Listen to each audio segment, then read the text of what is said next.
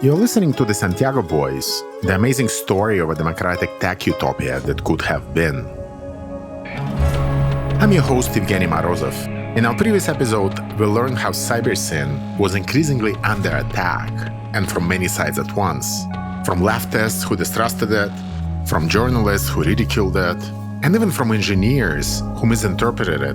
And we saw how its makers struggled to persuade Allende's government to adopt the system, with Allende himself feeling increasingly isolated.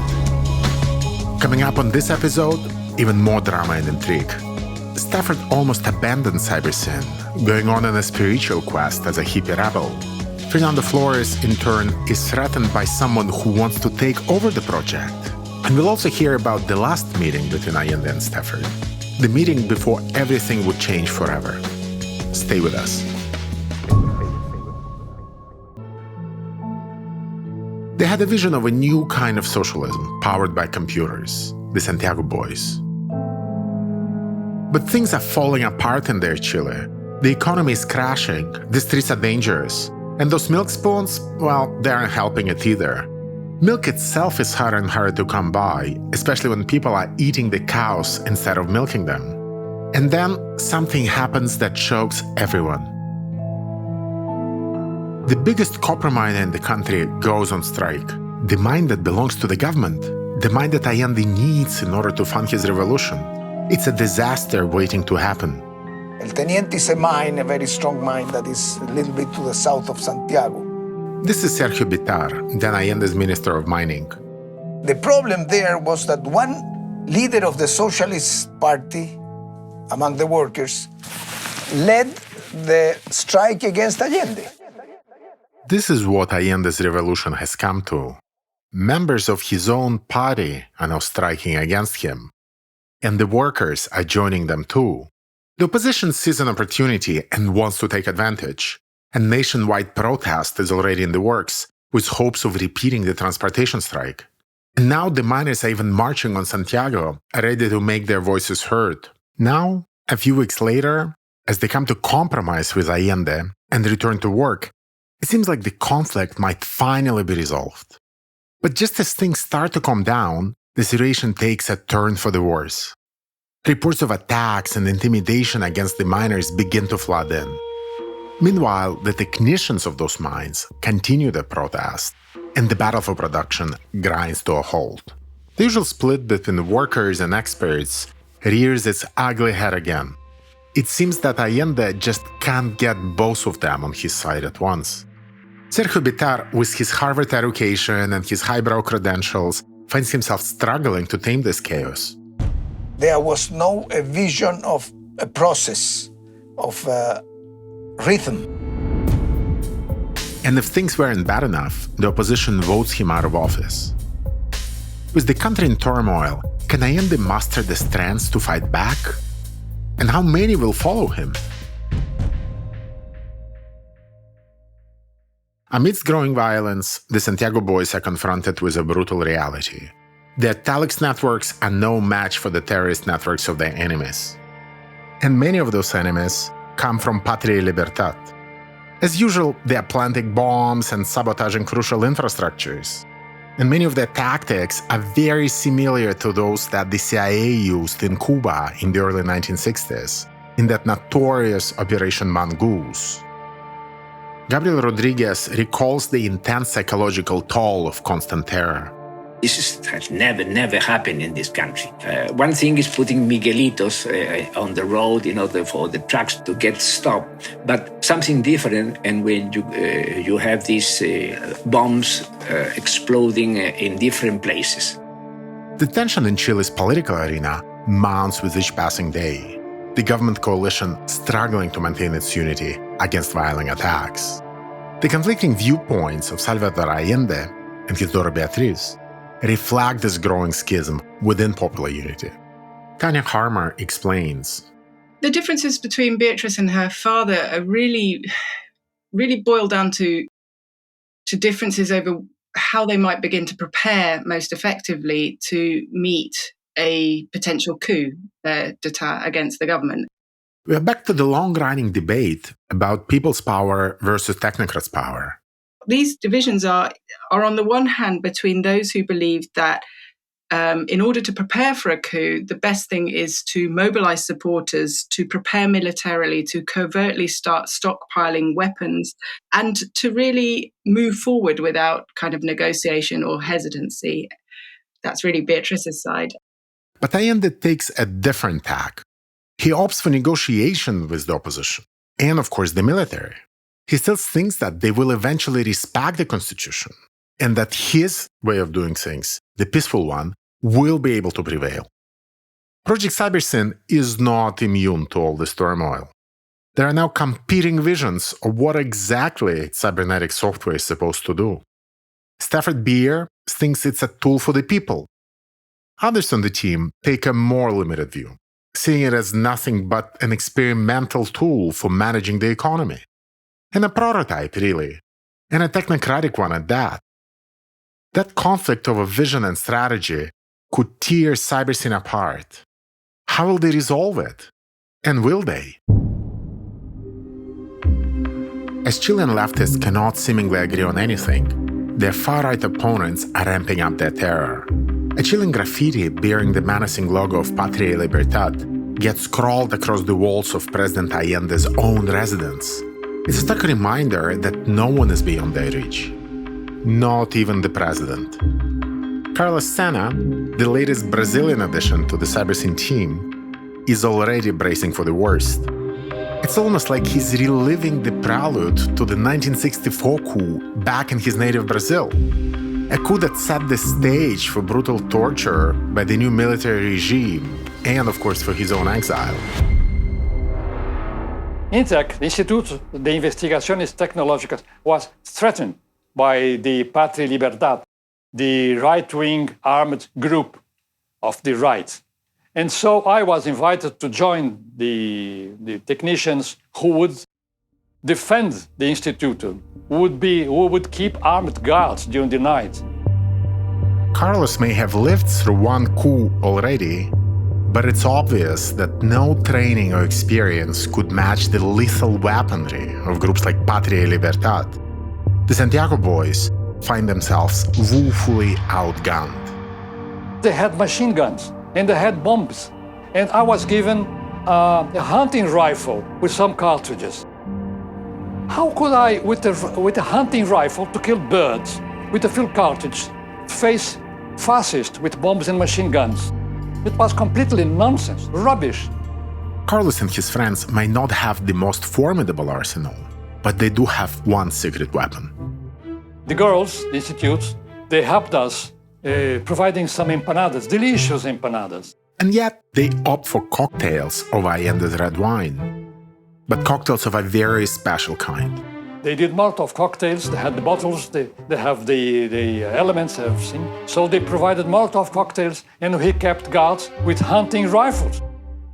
But can these nerds truly go toe-to-toe with Molotov cocktail veterans like Mike Townley of Patria y Libertad? After all, he's still the unchallenged cocktail kingpin of Santiago. As Cybersyn gets mired in red tape and internal debates, Stafford has taken up another bold venture, Project Cyberfog. By broadcasting debates from the operations room and measuring public opinion, he's hoping to deepen democracy and truly revolutionize politics. It's something of a sibling to Project Cybersyn, much smaller in scope, but very big on ambition and vision. As, of course, is usually the case with Stafford. His aim is to use the charmingly named algedonic mirror, a gadget designed by his son, to create a feedback loop, a loop between citizens and politicians, something which could transform politics as we know it. Everything will become interconnected, with citizens and politicians taking cues from each other and responding to feedback in real time.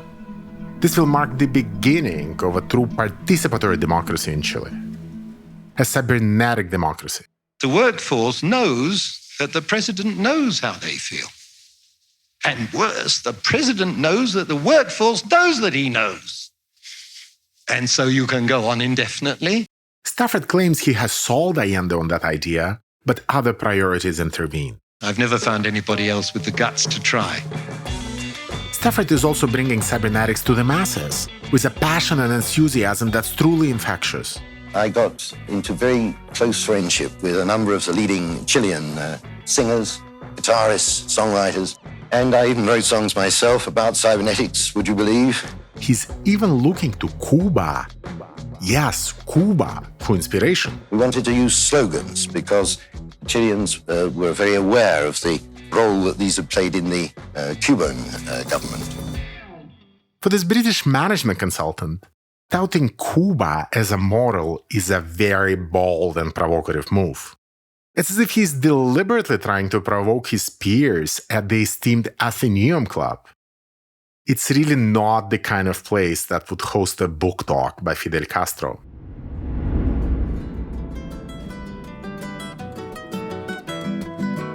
By then, this father of 8, yes, we are talking about Stafford, has another thrilling Chilean adventure on his mind. And this adventure involves more than just sightseeing. His daughter Vanilla remembers him broaching this delicate subject. One of the things we discussed was the possibility of him fathering a child in Chile.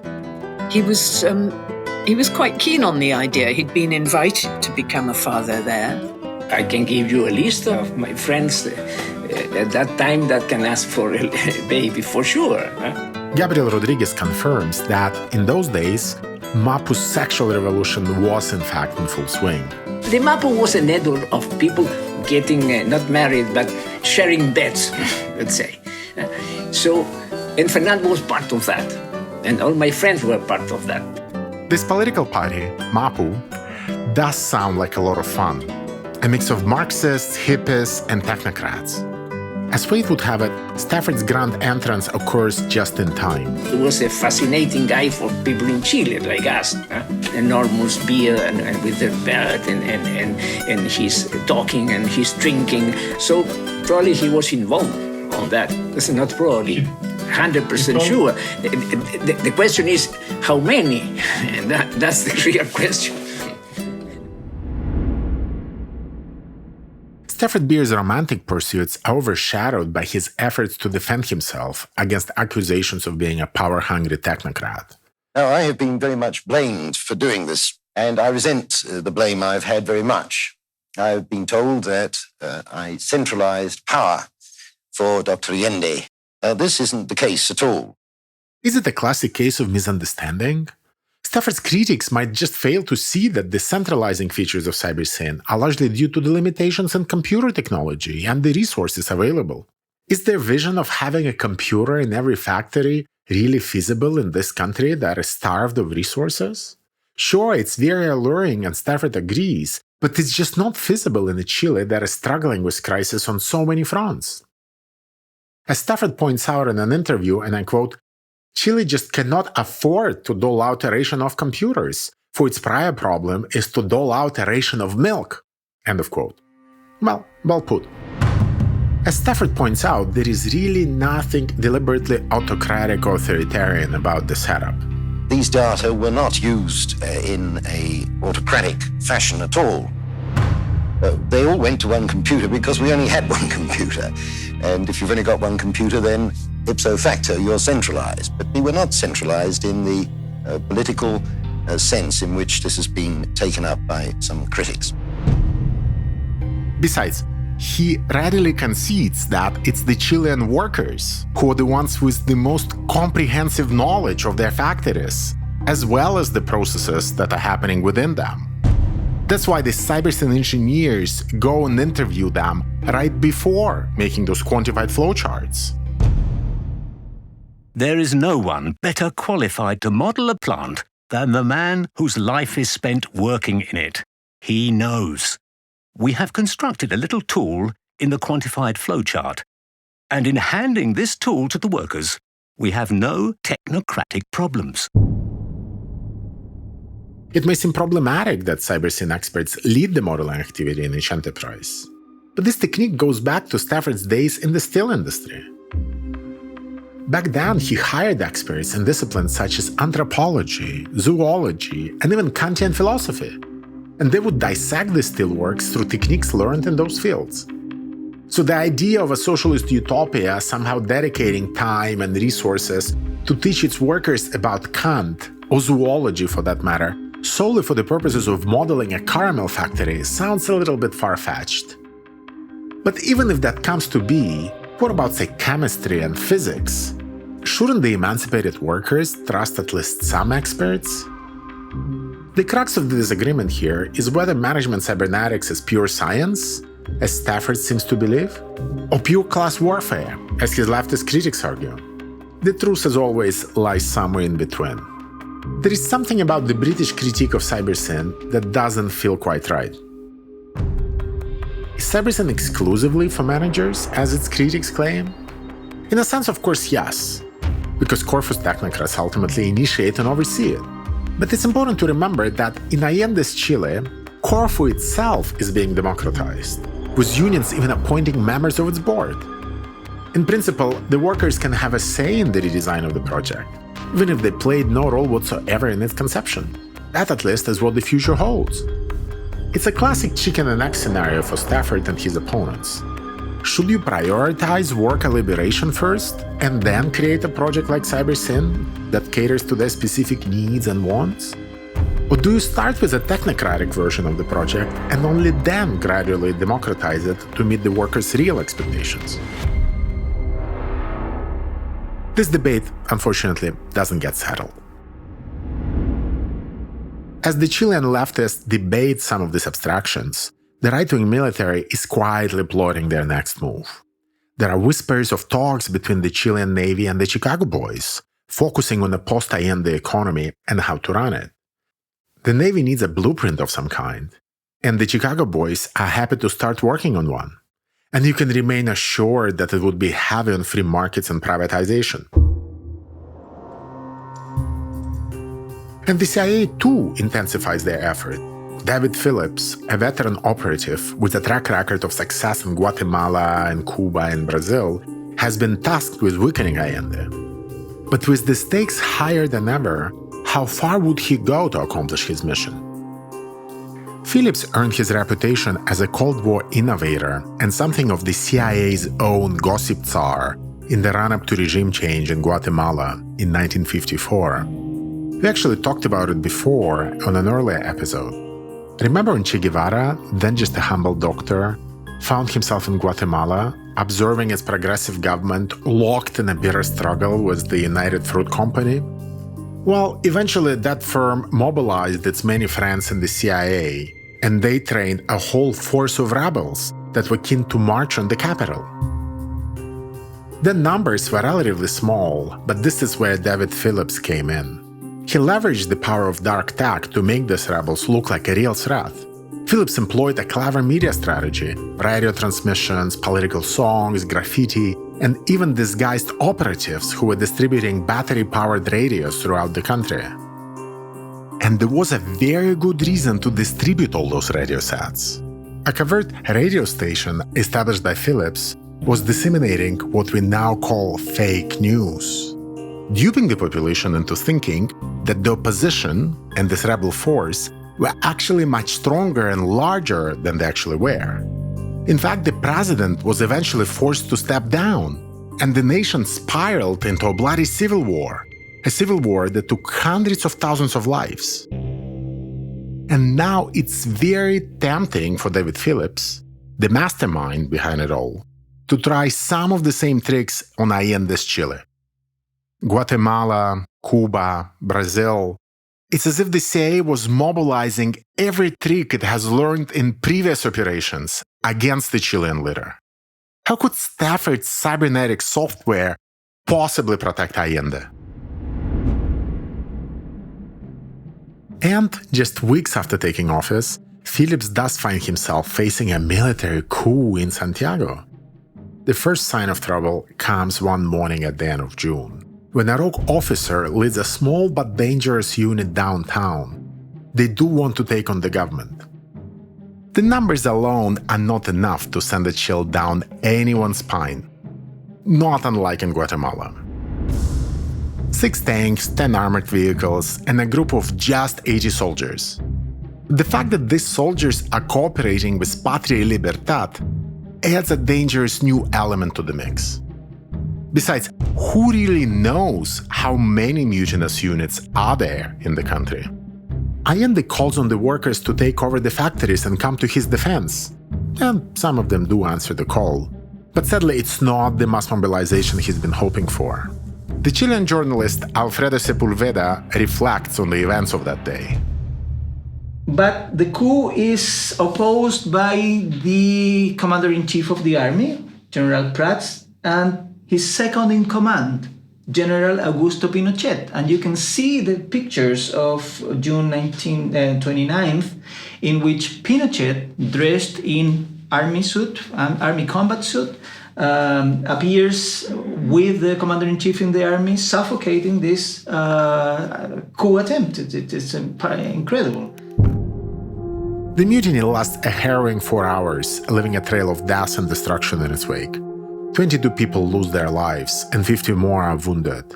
It is kind of a triumph for the government because everybody was fearing a coup, and the coup had happened in June, okay? And the coup had been quashed, and the government was still in charge of the country. But even as Allende survives this onslaught, the victory feels bittersweet. For now, his enemies have seen how weak and few his supporters truly are. They have also seen what they're likely to do in the case of a coup. And who knows, they might actually use that knowledge to their advantage next time. There is a curious footnote to this coup, though. It might be that Americans were involved in helping the coup plotters, and now some people in Washington, most likely in the CIA, are busy trying to find ways to extract them. In desperation, they may have even turned to MI6, Britain's infamous secret service. Note the irony here. It's the kind of mission that the young Stafford Beer may have been asked to undertake himself, at least back in his military days. This brings us to a very interesting point that, so far, we have somewhat neglected in this podcast. From fighting for Queen and country to advising a socialist president in Latin America, Stafford Beer has done it all. In fact, his unusual career path is a bit of a head-scratcher. The contrast is so stark that it begs for closer examination. You already know the basics. Towards the end of the Second World War, Stafford is stationed in India. I was making logical models of the problems in India, of the expected problems of the takeover in 1947 when the British Raj disappeared. I was one of the last people to leave India, as a matter of fact. The notes from his officer training days in Bangalore offer a glimpse into the unique skills that he acquired during this time, from making explosives to using photography in order to survey enemy terrain. Stafford is stationed in India with the Gurkha Rifles. They're this military unit composed of soldiers and officers, mostly from today's India and Nepal. Its history stretches back to the days of the East India Company, the ITT of the day, if you will. And even after India and Nepal gained independence, some Gurkha soldiers chose to remain in the British Army. Loyalty to the crown runs deep in the veins of the soldiers, and Stafford shares many of their biases. Perhaps it's for this reason that he had these very ambivalent feelings even about someone like Gandhi. We have a tape of him reflecting upon those times. The sound quality is not ideal, I must warn you, not least because it's part of a conversation that's happening inside one of Stafford Beer's favorite pubs in Wales. So bear with us. I saw Gandhi twice, and at the time I thought that he was a regressive force. Regressive force. That's what he calls Gandhi. Yes, Gandhi, the much admired fighter for Indian independence and a keen practitioner of civil disobedience, a figure admired by many around the globe, and of course in Latin America. But as Stafford returns from India, something shifts within him. His enthusiasm for the empire has waned. So when the Suez Canal crisis hits in 1956, he's dead against lending his expertise to defend British interests. at the time of Suez. Because I was listed, see, I've been in the Gurkhas, so I was a crack infantry officer. I'd been a staff captain in intelligence, therefore I was listed as an intelligence walla. And I'd been in the Department of Psychology and could have been regarded as a brainwashing type. So, just to make sure that you caught what Stafford was saying in that pub conversation, his army job was in intelligence, and he feared that during the Suez crisis, he would be called to work as a brainwashing type, helping to spread propaganda to defend the British Empire. He may have done it a decade ago, but not anymore. Stafford's attempts to explain his beliefs to his conservative father fall on deaf ears. The old man wants to hear none of it. For Stafford, it seems to be a traumatic experience, which might explain his later rebellion against the British elites, of which, of course, his father was definitely a member. I said to him, I wish you to know I'll go to jail. I'm not going to do this. And he was appalled, and we never recovered our relationship. Thus, as soon as that invitation from Chile, from Fernando Flores and Corfu, lands on his desk, it probably feels like the final opportunity for redemption, a chance to make amends for the wrongs carried in the name of the British Empire.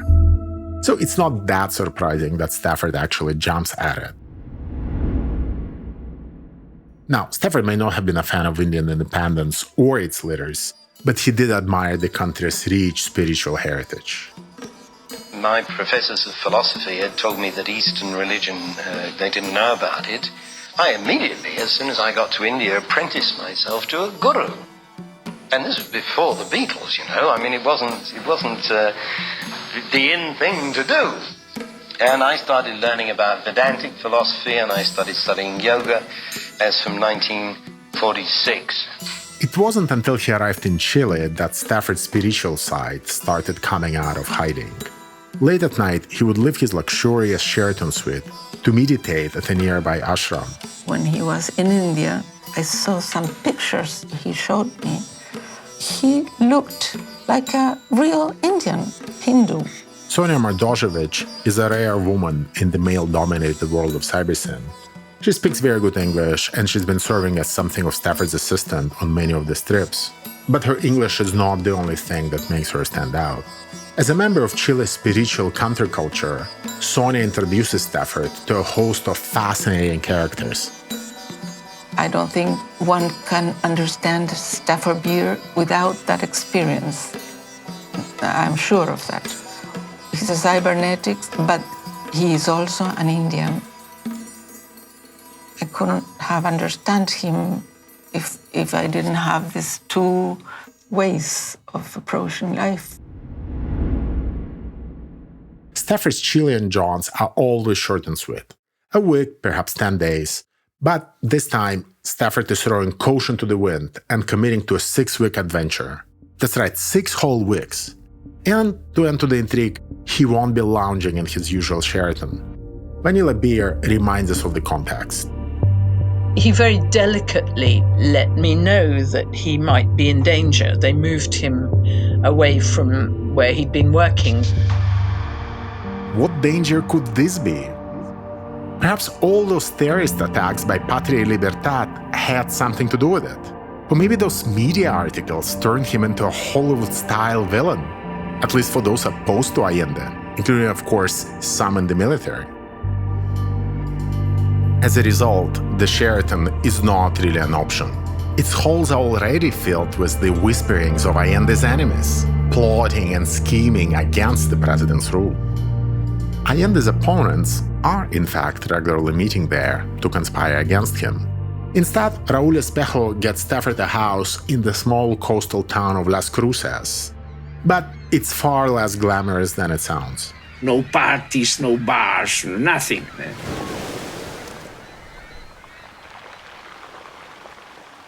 Gabriel actually lives in Las Cruces, and he notes that it is usually very austere, especially in winter, which is when Stafford happens to be visiting. There was no supermarket, nothing here. It was a very small place where people live inside their homes.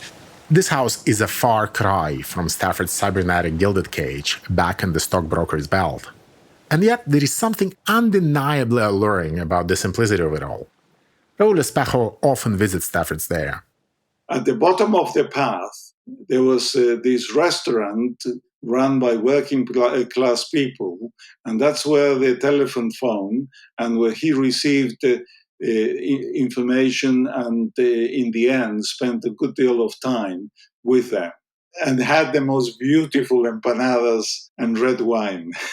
It doesn't take long for this towering and bearded figure to attract attention of the locals. And with his poor Spanish, he stands out like a sore thumb.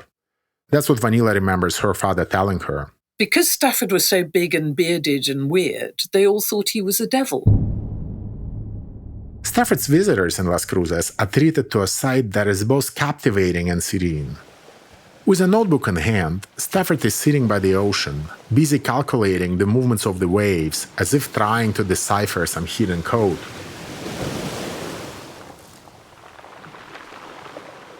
Well, Stafford is lucky to have the time to be studying the waves, but Fernando Flores cannot afford such luxury. He's hard at work, still fighting his many battles on the economic front. He has set up a rudimentary operations room at the finance ministry, determined to stave off economic collapse. I almost don't speak with Stafford Beer in 73. Since I began to be Minister of Economics, my life changed totally in terms of what I have to do every day. Fernando's power is growing, and with that comes a swirl of intrigues. But one story in particular stands out, one involving CyberSyn and Stafford Beer. Someone is trying to take his baby away from Fernando, and perhaps also set Stafford against him. And somehow they're even trying to get Allende involved in this shady business. They try to intrigue, they try to produce some bad blood between me and Stafford, probably. It wasn't until years later that Fernando discovered the shocking reality behind this intrigue. I know about a guy that I forget the name, that he would like to have my job in the cyber scene. That was a total jerk. This story is a bit of a puzzle. He would like to have Stafford Beer for him. The guy don't have any job, but I know that he went to a meeting with Allende. We did look into this character, the one Fernando describes as a total jerk. A ski champion from an affluent family, he's known to be quite the playboy. One source whispers of him having once been the lover of a famous Hollywood star, while another insists he's actually a CIA agent. Gabriel Rodriguez also remembers, but vaguely so, that something sinister was underway at the time. There was a person very close to Allende that came to visit me, interested in cyber scene, asking me about cyber scene. He said, why do you need to talk with Fernando? I said, can I trust this person or not? It was very strange. He moved very fast inside the government. I knew he was connected with Allende, but he was interested on the cyber scene, not through Fernando. But wait, there is more. In some moment, Stafford get connected with other persons of politicians, Socialist Party, I don't know. And from there, he gets a direct relationship with Allende. But just how crazy did it get?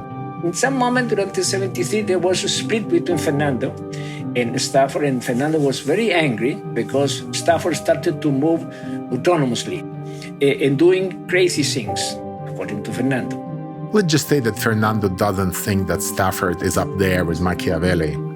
Stafford was a guy without any political talent. That's the pilot you need to get. Not in Chile. It happened the same thing in his companies. Still, things are not that simple for Stafford. He's put everything on the line for CyberSyn. His reputation, his career, his marriage, possibly his bank account. And now the bureaucrats of Corfu are actually standing in the way. With Fernando gone from the scene, he's left to fight his battles alone. But how?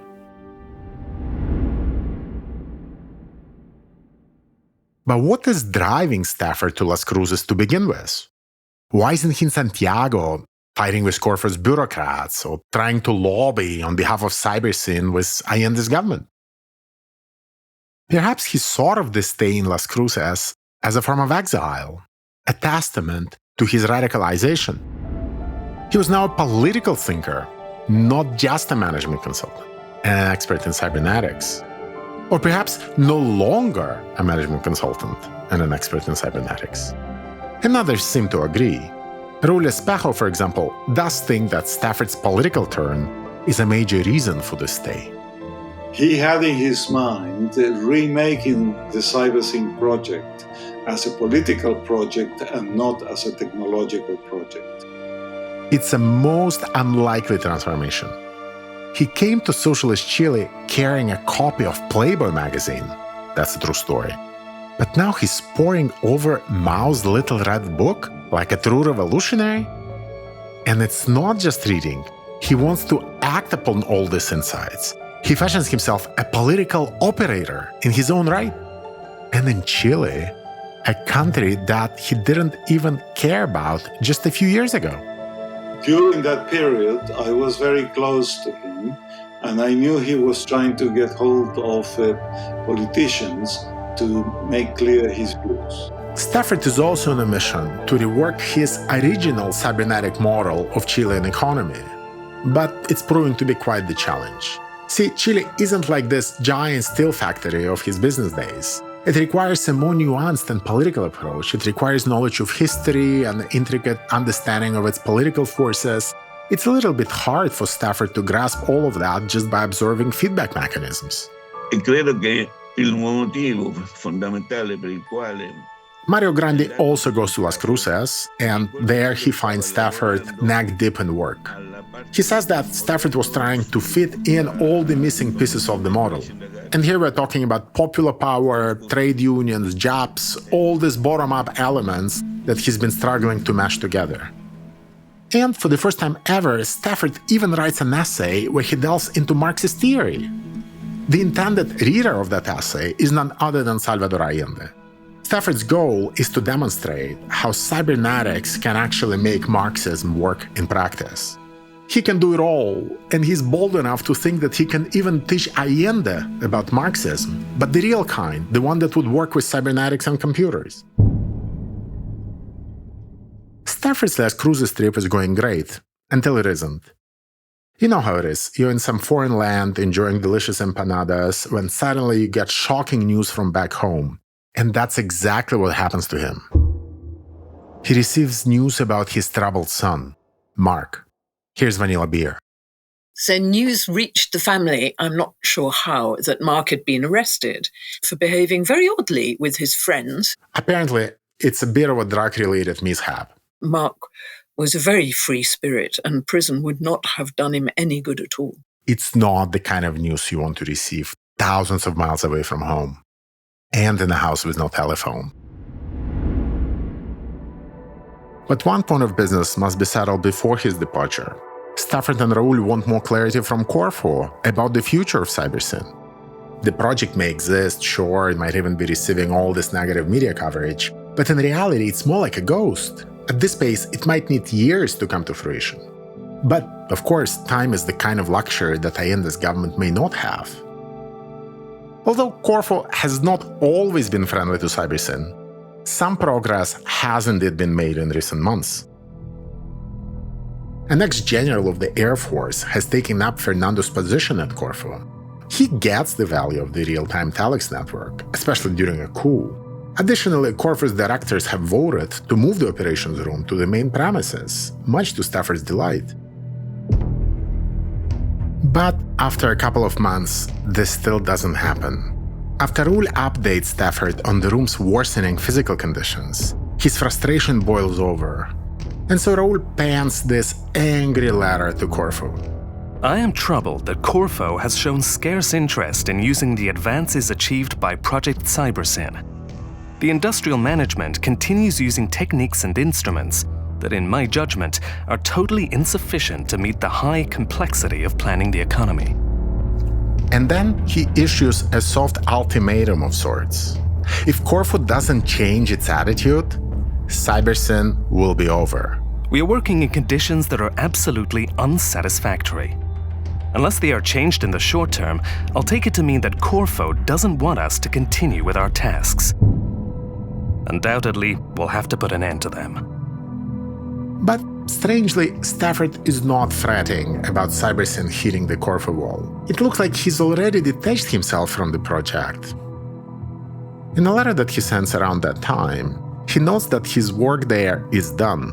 As he notes, the use of CyberSyn, and here I'm quoting, as distinct from its creation and initial implementation, belongs to Corfu's court. And he even underlines the word use.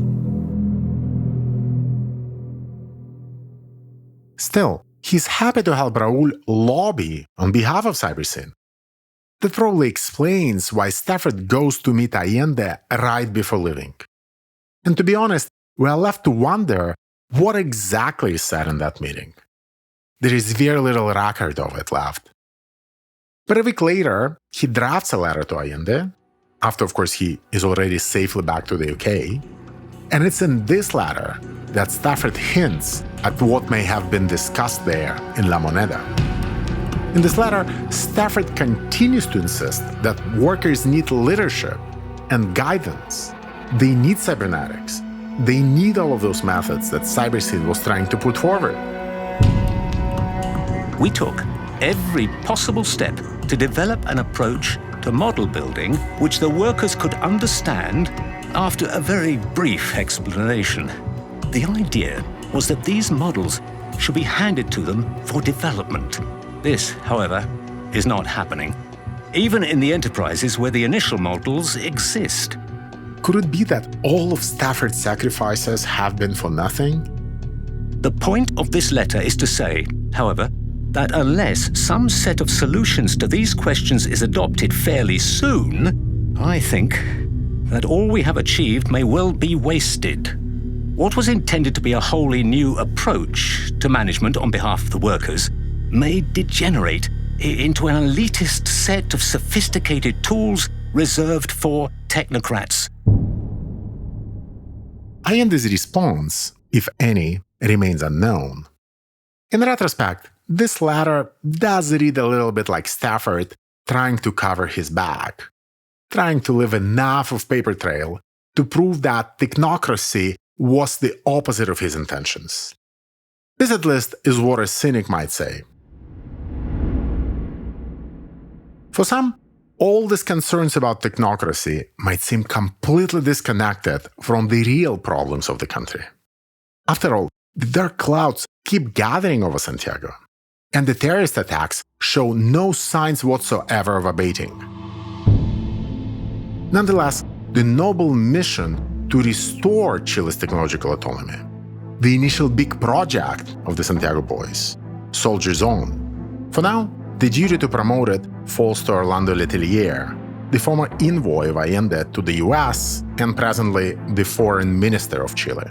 Just days after Stafford's rendezvous with Allende, Letelier makes his way to Lima, where he speaks about the politics of technology. And it's quite a speech, an address that still sounds extremely relevant today. We live in a world where the Roman concept of poverty, when applied to technology, leads to exploitation. We are witnessing an increasing concentration in knowledge ownership. Today, around 500 multinational companies control 90% of the world's productive technology. Letelier contends that this level of control translates to political influence, frequently creating conflicts within governments and corporations. Just look at Chile's own problems with ITT. These companies have the final right to decide whether a country can develop a new industry. Nothing can justify such power. Technology ought to serve humanity. Therefore, we must create radically different mechanisms through which underdeveloped countries would have access to technology and research. Letelier envisions a new version of the International Monetary Fund, but for technology, one that would be less US-dominated and fairer. It might seem like a bold, even crazy solution, but it's actually a very interesting way to address some of the past historical injustices. Injustices suffered by the poor countries due to the inferior position in the global pecking order. In Chile itself, the prospect of this new global order seems increasingly out of reach, especially with the ongoing assault on crucial infrastructures like TV towers and the power grid. President Allende even has his national address interrupted by one such attack. And you don't need much to guess who's behind these attacks. After the failed coup, the Patria Libertad leaders flee to Ecuador, and then eventually to Brazil. Many of their operatives still remain on the ground in Chile, and they're happy to cause trouble. According to Roberto Simon, the Brazilian journalist, Brazil is where the leaders of Patria Libertad receive training and perhaps even weapons. I interviewed the number 2 of the Patria Libertad, who during the Allende administration, he explicitly says that the group had, an operational base in Brazil. The left tries to mimic this belligerence, of course, but comically so. A few Santiago Boys even receive military training, including, by the way, Gabriel Rodriguez, who learns how to use a gun, albeit not very proficiently. That's what he confesses. I think I fire one. I don't understand anything. You can imagine that using that to kill someone was absolutely impossible. It's a time of high tension in Santiago, with explosions happening frequently throughout the city. At the Ministry of the Economy, Enrique Fernando witnesses some of those explosions up close. I was opposite to my office was, and there was a Sunday, I remember clearly, and bang! We use, a small bomb that they put somewhere. And what about the military? Well, many of them claim that they will not stand for this level of disorder and violence forever. And yet there are whispers that some of the senior officers might actually be working with Patria and Libertad to cause all these attacks that later they themselves are denouncing. Yes, it does sound hypocritical, and of course it is, but the battle against Allende knows no ethical borders. But it's not just hypocrisy. Some of Allende's opponents in the military are willing to go much further than that. Some of them are even using a new law on arms control as an excuse to attack anyone they suspect of being a dangerous leftist. And one man is particularly zealous in applying it, Lieutenant Colonel Manuel Contreras. And he's a man on a mission to crush any dangerous leftists who are threatening Chile's stability. And his brutality would soon turn Chile into a true horror show.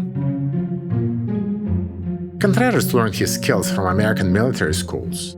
It's there that he studied explosives, surveillance, interrogation. All those subjects were taught as a way of learning more about waging counterinsurgency than a very popular subject in the military academies. And Contreras is happy to put all that knowledge to good use when he comes back to Chile. In fact, his tactics are so violent that the leftist militants of MIR even demand his removal. That doesn't happen, and Contreras remains undeterred. In fact, he wants to ramp up the counterinsurgency operation. He believes that the only way to prevent global communism from spreading is to be as firm and resolute as possible in resisting its charms. But what is this counterinsurgency that he is so obsessed about? Well, its history is one of bloodshed and violence.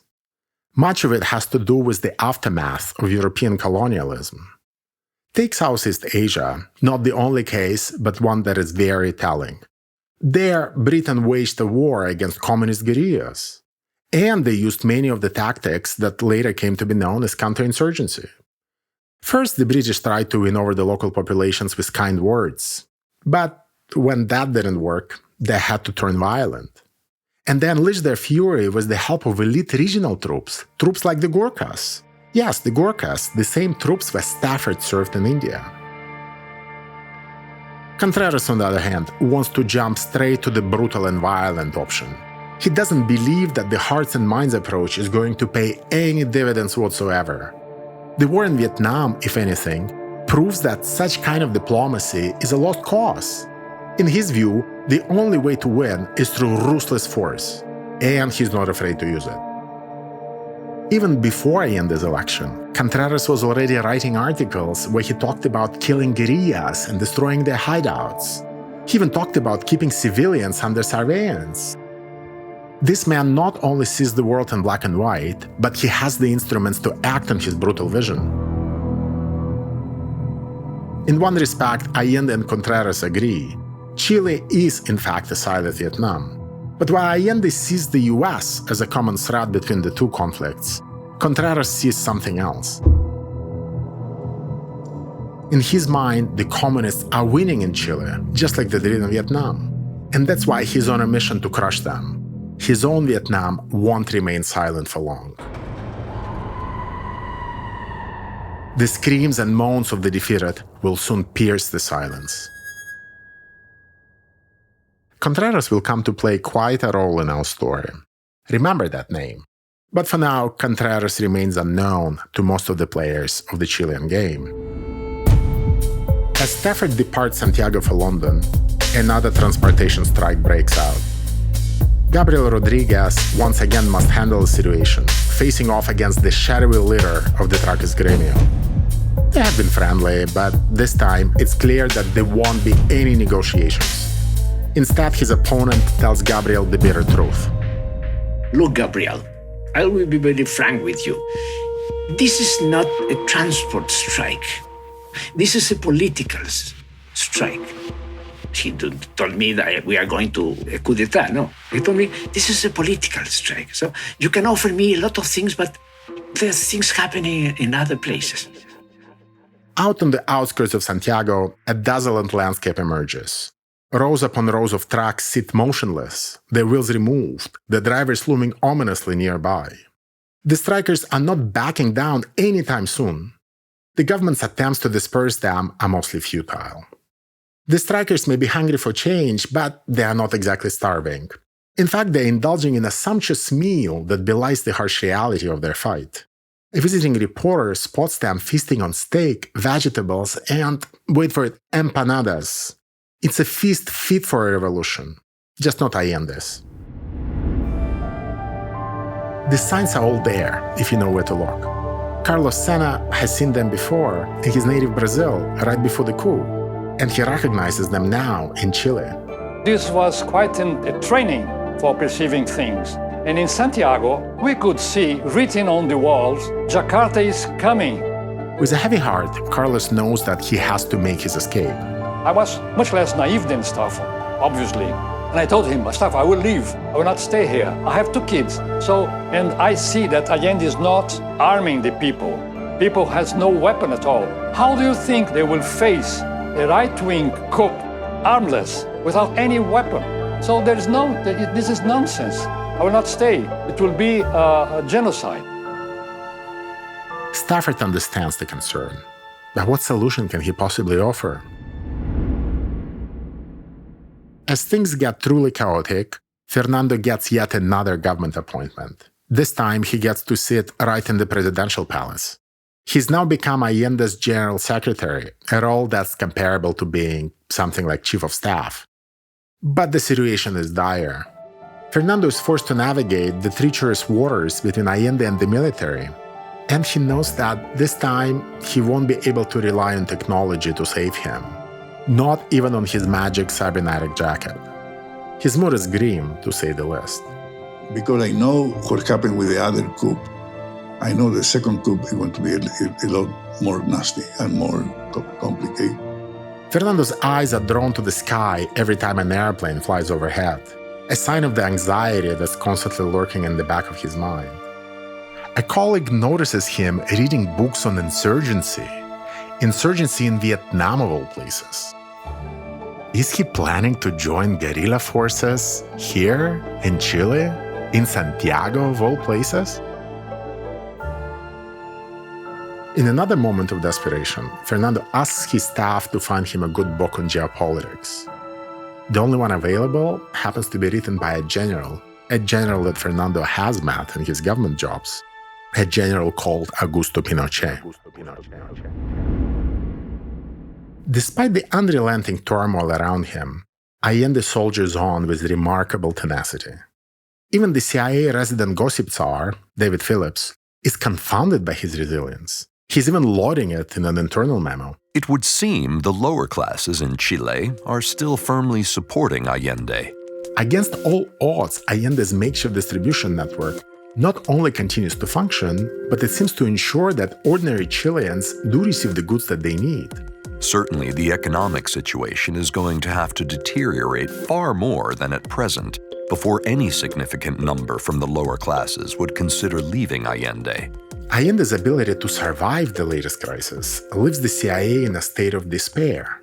None of our people in Chile has a strong solution to the Allende problem. All feel a sense of frustration. All continue to be impressed by Allende's ability to manipulate and to survive. All agree the army is the key piece in the puzzle.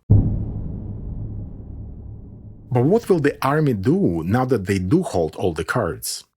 As Allende fights to stay in control, he makes a bold move, inviting the military back into the cabinet. This decision has far-reaching consequences. One of them is that many of the generals are now working closely side by side with the Santiago Boys. The military were much more involved. They worked with me. It was incredible. I have this general in front of me. Gabriel Rodriguez is now sharing a desk with an important general, a general in charge of the whole Santiago area. We are working the same desk. He was in front of me. He arrived at 8 in the morning, myself the same, and we were together and having the red phone here, and having conversations with La Moneda, and we were talking. We used the same kind of model. The problem is that the content was completely different. The general's opinions on CyberSyn are truly anyone's guess. But the Chilean media has been sensationalizing the project to a ridiculous degree. They've made their British counterparts look like saints in comparison. One reporter, a friend of Raul's, got the story completely wrong. She wrote 2-3 pages of an article whose intention was to show that Allende wanted to control the people. Fernando Flores is not impressed either. Now the newspaper and the Chilean, they try to see that we want to dominate the economy with this monster project. But I think that's a lot of caca there. The articles have spun a strange web of deception. Everyone now believes that Allende is equipped with a powerful cybernetic weapon, all despite the fact that the operations room itself remains empty and unused. Its cutting-edge gadgets and comfy chairs gathering dust somewhere far away from Corfu. Gabriel Rodriguez recalls. The central operation never operated. The military were convinced that we were managing the whole economy through there. Stafford's cybernetic thinking was supposed to help Chile solve this problem. But did it? Take the primitive operations room in the food sector of the economy. It is inspired by Stafford's approach, so that much is working. But with no flashy screens or ergonomic furniture, the room relies solely on old-fashioned maps and charts. And for a while, everything is running smoothly. But when the crisis hits, it becomes clear that the room's cybernetic system is mostly useless. What good is the cybernetic system when all it does is simply confirming what everyone already knows? Yes, the economy is in a tailspin, and the decision-makers in the room are well aware of it. But the hands are tied by political impotence, a problem that the room's high-tech apparatus is powerless to change. One official, intimately familiar with Stafford's cybernetic method, later reflected on this dire state of affairs. He did it in an essay, and we're citing from it. In the last weeks of August, the upper niveau, the whole country was out of control, almost paralyzed by sabotage, by lockout of the private transportation firms, by total lack of fuel, by internal political struggles, etc. At that point, our information room was showing very clearly that every indicator was falling to zero, and all efforts to help the individual subsystems were useless. The official's conclusion is bleak, but hard to argue with. Any amount of gadgets and of technical support will be useless in an environment of crisis when the system reaches the level of collapse. In the aftermath of the media blitz surrounding CyberSyn, Allende's enemies have set their sights on the project. They want to deprive Allende of his secret weapon, or at least understand how it works. Raul Espejo remembers that spy-like atmosphere. We were talking with Stafford in a number of occasions about unusual people turning up. Clearly, they were interested in some of the things we were doing. The question in everyone's mind is, just who are the strangers lurking in Corfu's halls? And do they have any connections to people working on CyberSyn itself? Well, that's likely. Inside the project, there is one weird guy called Miguel Ruiz Tagle, and let's just say he doesn't enjoy full confidence of Raul Espejo. He was someone from a very clear right-wing extraction. So this Miguel guy is a Corfo functionary. He doesn't agree with the politics behind CyberSyn, but he is not blind to its potential benefits for Chile's struggling industry. These mysterious strangers are in for a rude awakening, though. The operations room, the crown jewel of the CyberSyn project, still hasn't made its way to the Corfo building. As the country spirals into chaos, Fernando's allies try to create a stripped-down version of the operations room in La Moneda itself. Meetings are held and measurements are taken, but with both Fernando and Allende stretched thin, it's unclear whether they'll have the time to see this project through. But at least they try. So the second transportation strike, as to be expected, has crippling effects on the Chilean economy. And the CIA notes a new problem in one of their memos. Allende's revolution of empanadas is suddenly running out of flour. Bread shortage appears to be worsening, with wheat stocks at Port Sant Antonio cut off by bombing of rail line to Santiago. There were several reports of Santiago bakeries invaded by mobs seeking bread. Still in Santiago, Carlos Sena decides that he's had enough of this revolution. For months and months, sometimes I found horse meat, and sometimes I found some awful Chinese sweets. This is what I found in the market. He books himself on a flight to Peru. I'm quite desperate with this. I want to eat well and drink French wine. So I went to Air France, and I had this ticket, which was the flight of Air France, was on September the 11th. While the CyberSyn team are saying their final goodbyes to Carlos, Fernando Flores is consumed by urgent tasks elsewhere. A dark and unsettling mood weighs heavily on him as he races against time to stop a coup in the making. I was probably in a mode of what I will call, you can anticipate what is coming, you don't know exactly what it is, but the mode is there, and I don't know what to do anymore. Knowing that the time is limited, Fernando confides in Mario Grandi and entrusts him with a crucial mission. La sera il 10, io andai alla Moneda. Ebbi una conversazione con Fernando. Lui mi disse, guarda Mario, mercoledì ci fanno il golpe. On September 10th, Fernando tells Mario that a coup is imminent, with just 2 days left before it arrives. Mario must act fast and go dismantle the operations room before it's too late. As the hours tick away, the tension in Santiago becomes almost unbearable. It's late at night and Gabriel Rodriguez is still at the ministry, trying to deal with the effects of the strike. September 10, we were in the most critical part of the transport strike. So we were in our office working with General Brady in terms of assigning the trucks coming from the Ford company, the Ford plant, etc. But as the night wears on, Gabriel starts getting the strange feeling that the country is on the brink of something much bigger. Suddenly, a telex arrives with an extraordinary request: seize all the trucks across all of Chile. Gabriel Rodriguez is stunned. And I remember I took my case and I went home and said, okay, I think this is something is going to happen. As Gabriel heads out of the office, his military colleague shoots him a strange, knowing look. And the General Brady, before we say goodbye that night, he told me, anything you need, you call me. It's only the following day that Gabriel realizes the true meaning behind that ominous offer of help. On the next episode of the Santiago Boys, it's the end of an era and the start of a tragedy.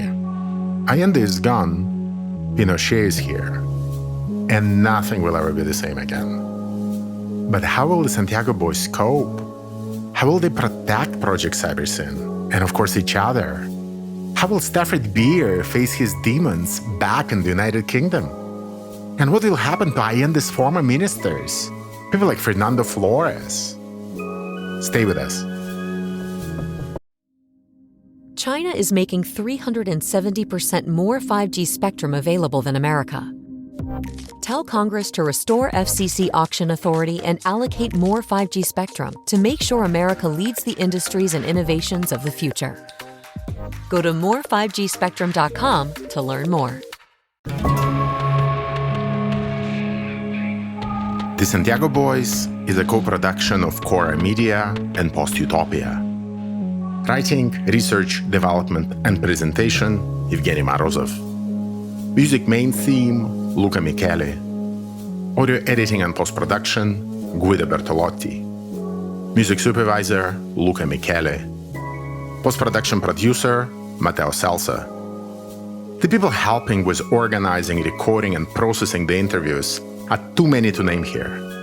But I'd like to extend special thanks to Chiara Di Leone, Ekaitz Cancella, Nikolai Maximchuk, and Matteo Miavaldi, all of whom helped me in more than one way. Full credits are also available on the podcast website, the-santiago-boys.com.